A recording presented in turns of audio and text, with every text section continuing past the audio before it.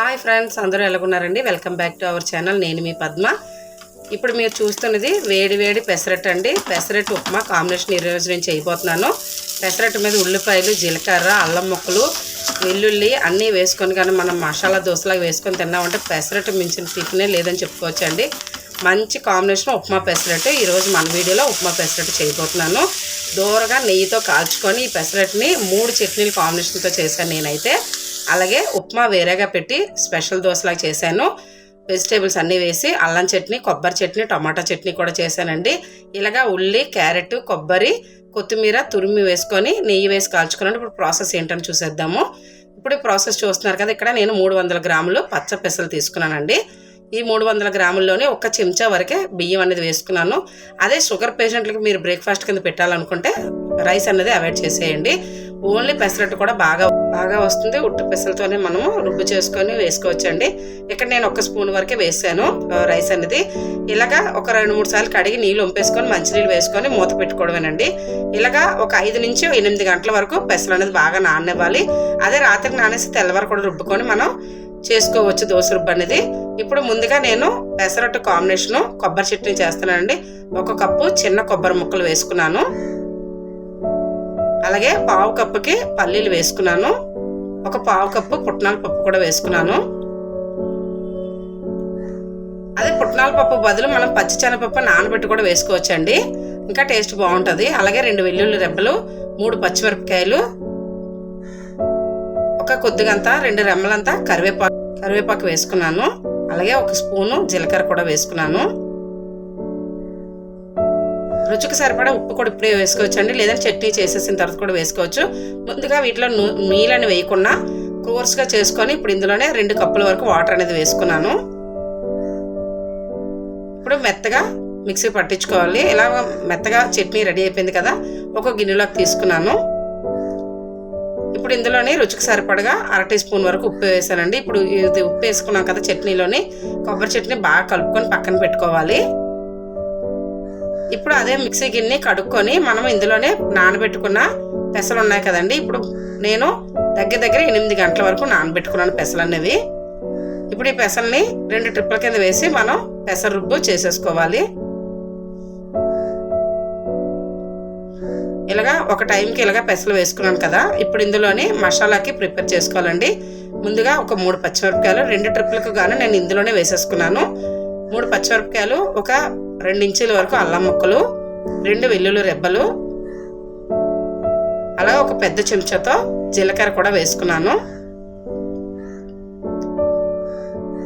ఇప్పుడు ఇందులోనే రుచికి సరిపడగా ఉప్పు కూడా వేసుకుంటున్నానండి. ఇక్కడ రుచికి సరిపడగా 2 వీటికి కలిపి మొత్తం రుబ్బుకి నేను ఇక్కడ ఉప్పు 1.5 స్పూన్ వరకు వేసేసుకున్నాను. ఇప్పుడు నీళ్ళు వేయకుండా ముందుగా కోర్సుగా రుబ్బుకోవాలి. ఇప్పుడు ఇలా కోర్సుగా రుబ్బుకున్న తర్వాత ఇందులోని నీళ్ళు ఎన్ని పడతాయి, మరీ ఎక్కువ నీళ్ళు వేసుకోకుండా కొద్దిగా చిక్కగా రుబ్బుకోవాలండి. ఎందుకంటే రుబ్బు అయిన తర్వాత మనకు నీళ్ళు అనేది తేలుతుంది పెసర రుబ్బులోని. ఇలాగా మెత్తగా రుబ్బుకొని ఒక గిన్నెలోకి తీసుకోవాలి. అలాగే ఉన్న పెసలను కూడా ఇంకొక ట్రిప్ వేసి నేను మిక్సీ అనేది పట్టించేసుకున్నాను. ఇలా మిక్సీ పట్టించుకునే రుబ్బుని గిన్నెలో వేసుకొని మనం పెసరట్టు వేసేటప్పుడు కూడా ప్రతిసారి రుబ్బు అనేది కలుపుతూ వేసుకోవాలండి. ఎందుకంటే మీదకి రుబ్బు తేలుతుంది, అడుగు నీళ్ళు ఉండిపోతాయి. ఇప్పుడు అది పక్కన పెట్టుకొని ఇప్పుడు కొబ్బరి చట్నీ తాలింపు చిన్న మూకుడు పెట్టుకొని అందులో నూనె వేసుకొని నూనె హీట్ అయిన తర్వాత జీలకర్ర, ఆవాలు, పచ్చిశనగపప్పు, కరివేపాకు, ఎండుమిర్చి, చిన్న మినపప్పు వేసుకొని తాలింపు మనం కొబ్బరి చట్నీలో వేసేసుకోవడండి. కొబ్బరి చట్నీ అనేది మనకి ఇక్కడ రెడీ అయిపోతుంది. ఇలాగా ఇప్పుడు ఈ కొబ్బరి చట్నీ వేడిగా వేస్తే మనకి చట్నీ అనేది ముద్దగా అవుతుందండి. ఇందులోనే ఒక 2 స్పూన్లు నీళ్ళు వేసుకొని చట్నీలో కలుపుకున్నట్టు టేస్ట్ చాలా బాగుంటుంది. ఇప్పుడు ఇలా కలుపుకున్న తర్వాత మూత పెట్టి కొబ్బరి చట్నీ అనేది పక్కన పెట్టేసుకోవాలి.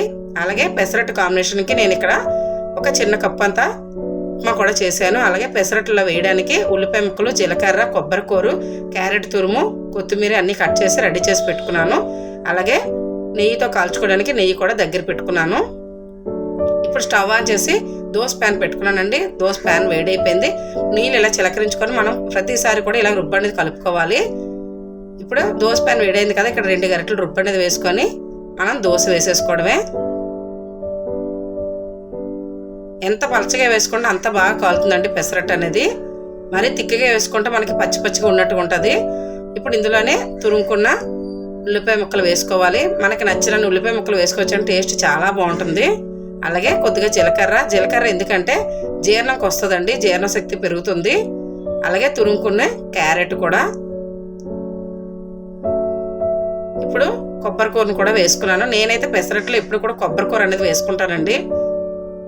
ఇప్పుడు తురుము పెట్టుకున్న కొత్తిమీర కూడా వేసుకున్నాను.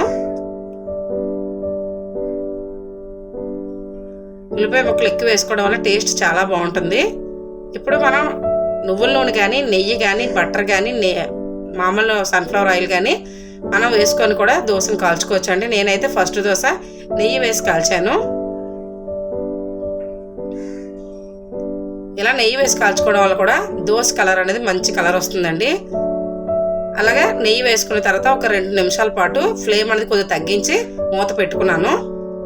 ఇప్పుడు ఈవెన్గా అంతా మనకి దోశ అనేది కాలిపోయిందండి, ఎక్కడ విరక్కున్నానా.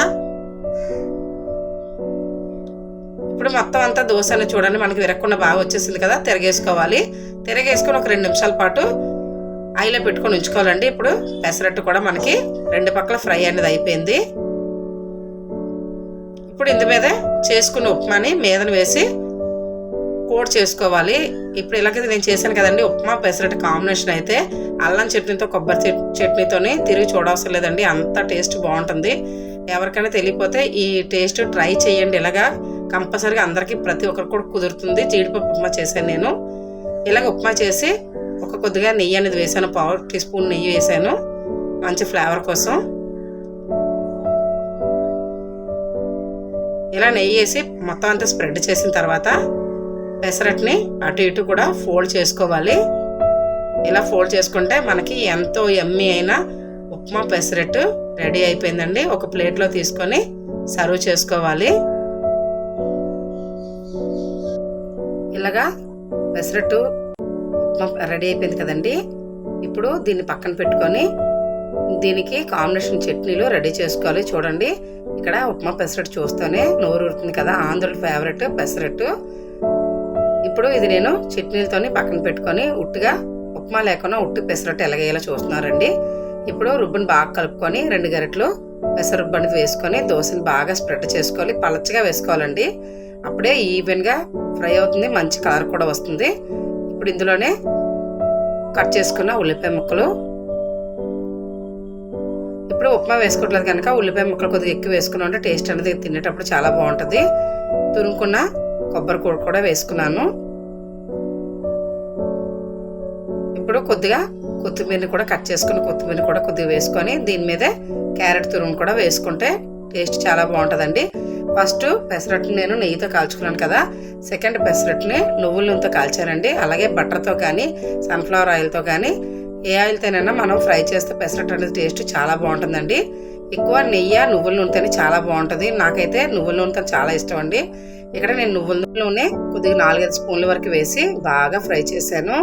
ఇలా నువ్వుల నూనె వేయటం వల్ల కూడా పెసరట్టు అనేది మంచి కలర్ వస్తుంది, బాగా ఫ్రై అవుతుంది. పెసరట్టు అనేది రెడీ అయిపోయింది కదండి. ఇది ఉప్మా పెసరట్టు. ప్లెయిన్ పెసరట్టు కూడా ఇంకొక ప్లేట్లోకి వేసుకున్నాను. అలాగే ఇక్కడ టమాటా చట్నీ, అల్లం పచ్చడి ప్లస్ కొబ్బరి చట్నీ 3 వేసుకున్నాను. ఇప్పుడు అన్ని రకాల చట్నీలతో టేస్ట్ చేద్దామండి. ఇలాగే మీరు కూడా ట్రై చేయండి, టేస్ట్ చాలా బాగా కుదురుతుంది. ఇప్పుడు నేను ఫస్ట్ అల్లం చట్నీ పెసరట్టు అయితే టేస్ట్ కాంబినేషన్ సూపర్గా ఉంటుందండి. అల్లం చట్నీతో టేస్ట్ చేసాము, చాలా చాలా బాగుంది. వేడివేడిగా తింటే బాగుంటుందండి, చల్లారిపోయి తింటే టేస్ట్ అంతగా బాగోదు, చిన్న చేదుగా ఉన్నట్టు ఉంటుంది. అలాగే ఇప్పుడు కొబ్బరి చట్నీతోని, కొబ్బరి చట్నీ అల్లం అయితే చాలా మంచి కాంబినేషన్ పెసరట్టుకి. అలాగే ఉప్మా పెసరట్టు తీసుకొని కొబ్బరి చట్నీతో ట్రై చేయండి, చాలా టేస్టీగా అనిపిస్తుంది. మార్నింగ్ అండ్ నైట్ తినొచ్చండి. ఎప్పుడు తిన్నా కూడా రైస్ అనేది అవాయిడ్ చేసుకొని నైట్ పూట అయితే తీసుకోవచ్చు పెసరట్టుని. అలాగే ఇప్పుడు టమాటా చట్నీ కూడా, ఒక పెసరట్టుకి 3 రకాల చట్నీలు చేసుకొని ఒక్కటైనా అల్లం పచ్చడి అయినా చాలండి, లేదా కొబ్బరి చట్నీ చాలు. ఇక్కడ నేను 3 రకాలు అయితే చట్నీలు చేసుకున్నాను. అలాగే మామూలు పెసరట్టు, ఉల్లిపాయలు కట్ చేసుకున్న కొత్తిమీర క్యారెట్ను వేసుకొని మామూలు పెసరట్టు అనేది కాల్చేసుకున్నాను నేను. మనకి ఎక్కడ అంటుకోవడం కానీ ఏమి ఉండదండి, ఎందుకంటే కొద్ది రైస్ వేసాం కదా, స్టిక్కీ అనేది అవ్వదు దోశ. పెసరట్టు కూడా ఈవెన్గా ఫ్రై అయిపోయింది. ఇప్పుడు ఈ పెసరట్టును కూడా తిరగేసుకొని చట్నీలతో సర్వ్ చేసుకోవడం అండి. వేడివేడిగా తినేటప్పుడు మన ఇంట్లో వాళ్ళకి వేడివేడిగా సర్వ్ చేసుకుంటే ఇష్టపడి 1-2 దోశలు తింటారు. ఇలాగే ట్రై చేయండి. ఉప్మా పెసరట్టు ఎంతో ఈజీ అయిన ఉప్మా పెసరట్టు నేను చేసి చూపించాను కదా. నచ్చిందా? లైక్ చేయండి, షేర్ చేయండి, సబ్స్క్రైబ్ చేయండి.